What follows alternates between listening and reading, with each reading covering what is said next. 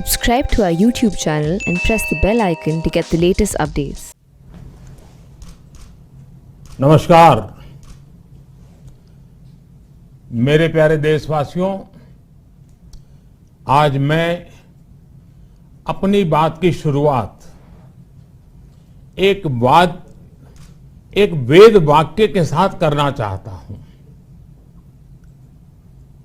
कृतं में दक्षिणे हस्ते जयो में सव्य आहितः। इस बात को भारत के संदर्भ में देखें तो बहुत सीधा साधा अर्थ यही है, हमारे देश ने एक तरफ कर्तव्य का पालन किया तो दूसरी तरफ उसे बड़ी सफलता भी मिली। कल 21 अक्टूबर को भारत ने 1 बिलियन 100 करोड़ वैक्सीन डोज का कठिन लेकिन असाधारण लक्ष्य प्राप्त किया है। इस उपलब्धि के पीछे 130 करोड़ देशवासियों की कर्तव्य शक्ति लगी है। इसलिए ये सफलता भारत की सफलता है, हर देशवासी की सफलता है। मैं इसके लिए सभी देशवासियों को हृदय से बधाई देता हूं। साथियों, 100 करोड़ वैक्सीन डोज ये केवल एक आंकड़ा नहीं है, ये देश के सामर्थ्य का प्रतिबिंब है, इतिहास के नए अध्याय की रचना है। ये उस नए भारत की तस्वीर है जो कठिन लक्ष्य निर्धारित कर उन्हें हासिल करना जानता है। ये उस नए भारत की तस्वीर है जो अपने संकल्पों की सिद्धि के लिए परिश्रम की पराकाष्ठा करता है। साथियों, आज कई लोग भारत के वैक्सीनेशन प्रोग्राम की तुलना दुनिया के दूसरे देशों से कर रहे हैं। भारत ने जिस तेजी से 100 करोड़ का 1 बिलियन का आंकड़ा पार किया है, उसकी सराहना भी हो रही है। लेकिन इस विश्लेषण में एक बात अक्सर छूट जाती है कि हमने ये शुरुआत कहां से की है। दुनिया के दूसरे बड़े देशों के लिए वैक्सीन पर रिसर्च करना, वैक्सीन खोजना, इसमें दशकों से उनकी महारत है, एक्सपर्टाइज थी। भारत अधिकतर इन देशों की बनाई वैक्सीनेशन पर ही निर्भर रहता था, हम बाहर से मंगवाते थे। इसी वजह से जब 100 साल की सबसे बड़ी महामारी आई तो भारत पर सवाल उठने लगे, क्या भारत इस वैश्विक महामारी से लड़ पाएगा? भारत दूसरे देशों से इतनी वैक्सीन खरीदने का पैसा कहां से लाएगा? भारत को वैक्सीन कब मिलेगी? भारत के लोगों को वैक्सीन मिलेगी भी या नहीं? क्या भारत इतने लोगों को टीका लगा पाएगा कि महामारी को फैलने से रोक सके? भांति भांति के सवाल थे। लेकिन आज ये 100 करोड़ वैक्सीन डोज हर सवाल का जवाब दे रहा है। भारत ने अपने नागरिकों को 100 करोड़ वैक्सीन डोज लगाई हैं और वो भी मुफ्त, बिना पैसा लिए। साथियों, 100 करोड़ वैक्सीन डोज का एक प्रभाव ये भी होगा कि दुनिया अब भारत को कोरोना से ज्यादा सुरक्षित मानेगी। एक फार्मा हब के रूप में भारत को दुनिया में जो स्वीकृति मिली हुई है उसे और मजबूती मिलेगी। पूरा विश्व आज भारत की इस ताकत को देख रहा है, महसूस कर रहा है। साथियों, भारत का वैक्सीनेशन अभियान सबका साथ, सबका विकास, सबका विश्वास और सबका प्रयास का सबसे जीवंत उदाहरण है।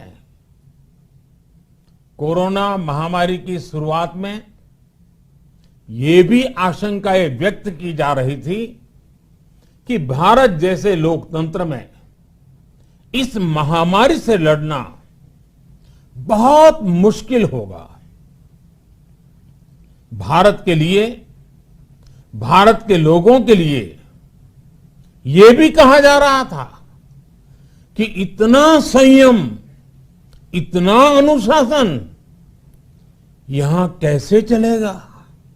लेकिन हमारे लिए लोकतंत्र का मतलब है सबका साथ। सबको साथ लेकर देश ने सबको वैक्सीन, मुफ्त वैक्सीन का अभियान शुरू किया।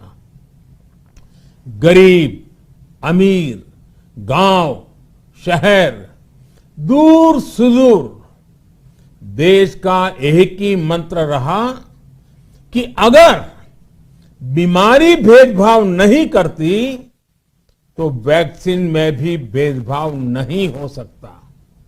इसलिए यह सुनिश्चित किया गया कि वैक्सीनेशन अभियान पर वीआईपी कल्चर हावी न हो। कोई कितने ही बड़े पद पर क्यों न रहा हो, कितना ही धनी क्यों न रहा हो, उसे वैक्सीन सामान्य नागरिकों की तरह ही मिलेगी।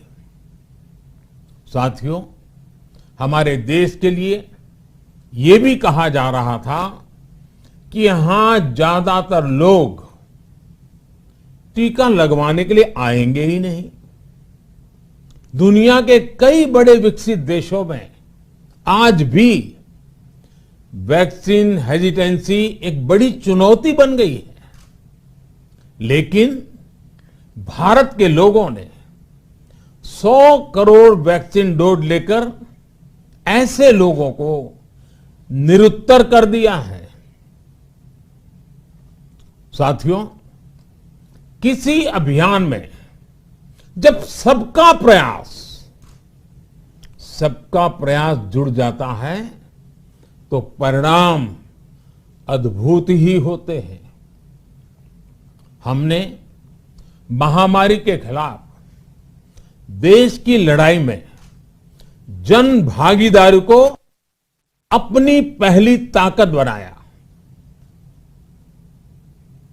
फर्स्ट लाइन ऑफ डिफेंस बनाया।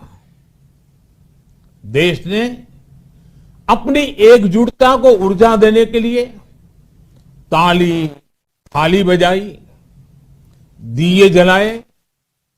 तब कुछ लोगों ने कहा था कि क्या इससे बीमारी भाग जाएगी। लेकिन हम सभी को उसमें देश की एकता दिखी, सामूहिक शक्ति का जागरण दिखा।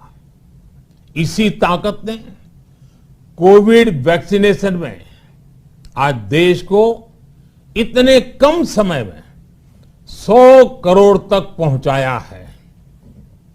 कितनी ही बार हमारे देश ने एक दिन में 1 करोड़ टीकाकरण का आंकड़ा पार किया है। ये बहुत बड़ा सामर्थ्य है, प्रबंध कौशल है, टेक्नोलॉजी का बेहतरीन इस्तेमाल है, जो आज बड़े बड़े देशों के पास भी नहीं है। साथियों, भारत का पूरा वैक्सीनेशन प्रोग्राम विज्ञान की कोख में जन्मा है,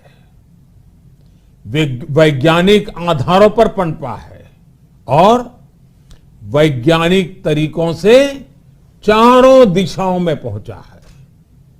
हम सभी के लिए गर्व करने की बात है कि भारत का पूरा vaccination programme science born, science driven और साइंस बेस्ड रहा है। वैक्सीन बनने से पहले और वैक्सीन लगने तक इस पूरे अभियान में हर जगह साइंस और साइंटिफिक अप्रोच शामिल रही है। हमारे सामने चुनौती मैन्युफैक्चरिंग को लेकर भी थी, प्रोडक्शन को स्केल अप करने की भी थी। इतना बड़ा देश, इतनी बड़ी आबादी, उसके बाद अलग अलग राज्यों में, दूर दराज इलाकों में समय से वैक्सीन पहुंचाना, ये भी किसी भागीरथ कार्य से कम नहीं था। लेकिन वैज्ञानिक तौर तरीकों और नए नए इनोवेशन से देश ने इस चुनौतियों के समाधान तलाशे असाधारण स्पीड से संसाधनों को बढ़ाया गया। किस राज्य को कितनी वैक्सीन कब मिलनी चाहिए, किस इलाके में कितनी वैक्सीन पहुंचनी चाहिए, इसके लिए भी वैज्ञानिक फॉर्मूले के तहत काम हुआ।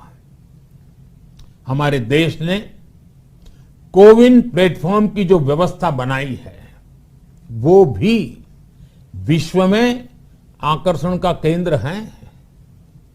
भारत में बने कोविन प्लेटफॉर्म ने न केवल आम लोगों को सहूलियत दी, बल्कि हमारे मेडिकल स्टाफ के काम को भी आसान बनाया। साथियों, आज चारों तरफ एक विश्वास है, उत्साह है, उमंग है। समाज से लेकर इकोनॉमी, हम हर तबके पर देखें, ऑप्टिमिज्म ऑप्टिमिज्म ऑप्टिमिज्म ही नजर आता है। एक्सपर्ट्स और देश विदेश की अनेक एजेंसीज भारत की अर्थव्यवस्था को लेकर बहुत सकारात्मक है। आज भारतीय कंपनियों में न सिर्फ रिकॉर्ड इन्वेस्टमेंट आ रहा है, बल्कि युवाओं के लिए रोजगार के नए अवसर भी बन रहे हैं। स्टार्टअप्स में रिकॉर्ड इन्वेस्टमेंट के साथ ही रिकॉर्ड स्टार्टअप्स यूनिकॉर्न बन रहे हैं। हाउसिंग सेक्टर में भी नई ऊर्जा दिख रही है। पिछले महीनों में किए गए कई सारे रिफॉर्म्स, कई सारे इनिशिएटिव, गति शक्ति से लेकर नई ड्रोन पॉलिसी तक भारत की अर्थव्यवस्था को और तेजी से आगे बढ़ाने में बड़ी भूमिका निभाएंगे। कोरोना काल में कृषि क्षेत्र ने हमारी अर्थव्यवस्था को मजबूती से संभाले रखा। आज रिकॉर्ड लेवल पर अनाज की सरकारी खरीद हो रही है। किसानों के बैंक खातों में सीधे पैसे जा रहे हैं। वैक्सीन के बढ़ते हुए कवरेज के साथ साथ आर्थिक सामाजिक गतिविधियां हो, खेल जगत हो, टूरिज्म हो, एंटरटेनमेंट हो, सब तरफ सकारात्मक गतिविधियां तेज हो रही हैं। आने वाले त्योहारों का मौसम इसे और गति देगा और शक्ति देगा। साथियों, एक जमाना था जब मेड इन ये कंट्री, मेड इन वो कंट्री, इसी का बोलबाला था, बहुत क्रेज हुआ करता था। लेकिन आज हर देशवासी ये साक्षात अनुभव कर रहा है कि मेड इन इंडिया की ताकत बहुत बड़ी होती है। और इसलिए आज मैं आपसे फिर ये कहूंगा कि मैं हर छोटी से छोटी चीज जो मेड इन इंडिया हो, जिसे बनाने में किसी भारतवासी का पसीना बहा हो, उसे खरीदने पर जोर देना चाहिए। और ये सबके प्रयास से ही संभव होगा। जैसे स्वच्छ भारत अभियान एक जन आंदोलन है, वैसे ही भारत में बनी चीज खरीदना, भारतीयों द्वारा बनाई चीज खरीदना, वोकल फॉर लोकल, ये हमें व्यवहार में लाना ही होगा। और मुझे विश्वास है सबके प्रयास से हम ये भी करके रहेंगे। आप याद करिए, पिछली दिवाली हर किसी के मन मस्तिष्क में एक तनाव था, लेकिन इस दिवाली 100 करोड़ वैक्सीन डोज के कारण एक विश्वास का भाव है। अगर मेरे देश की वैक्सीन मुझे सुरक्षा दे सकती है, तो मेरे देश का उत्पादन, मेरे देश में बने सामान मेरी दिवाली और भी भव्य बना सकते हैं। दिवाली के दौरान बिक्री की एक तरफ और बाकी साल की बिक्री एक तरफ होती है। हमारे यहां दिवाली के समय, त्योहारों के समय बिक्री एकदम बढ़ जाती है। 100 करोड़ वैक्सीन डोज हमारे छोटे छोटे दुकानदारों, हमारे छोटे छोटे उद्यमियों, हमारे रेहड़ी पटरी वाले भाइयों बहनों, सभी के लिए आशा की किरण बनकर आई है। साथियों, आज हमारे सामने अमृत महोत्सव के संकल्प है, तो ऐसे में हमारी ये सफलता हमें एक नया आत्मविश्वास दिलाती है। हम आज कह सकते हैं कि देश बड़े लक्ष्य तय करना और उसे हासिल करना बखूबी जानता है, लेकिन इसके लिए हमें सतत सावधान रहने की जरूरत है। हमें लापरवाह नहीं होना है। कवच कितना ही उत्तम हो, कवच कितना ही आधुनिक हो, कवच से सुरक्षा की पूरी गारंटी हो, तो भी जब तक युद्ध चल रहा है, हथियार नहीं डाले जाते। मेरा आग्रह है कि हमें अपने त्योहारों को पूरी सतर्कता के साथ ही मनाना है। और जहां तक मास्क का सवाल है, कभी कभी जरा, लेकिन अब तो डिजाइन की दुनिया भी मास्क में प्रवेश चुकी है। मेरा इतना ही कहना है, जैसे हमें जूते पहन करके ही बाहर जाने की आदत लग गई है ना, बस वैसे ही मास्क को भी एक सहज स्वभाव बनाना ही होगा। जिनको अभी तक वैक्सीन नहीं लगी है, वो इसे सर्वोच्च प्राथमिकता दें। जिन्हें वैक्सीन लग गई है, वो दूसरों को प्रेरित करें। मुझे पूरा भरोसा है कि हम सब मिलकर प्रयास करेंगे तो कोरोना को और जल्द हरा पाएंगे।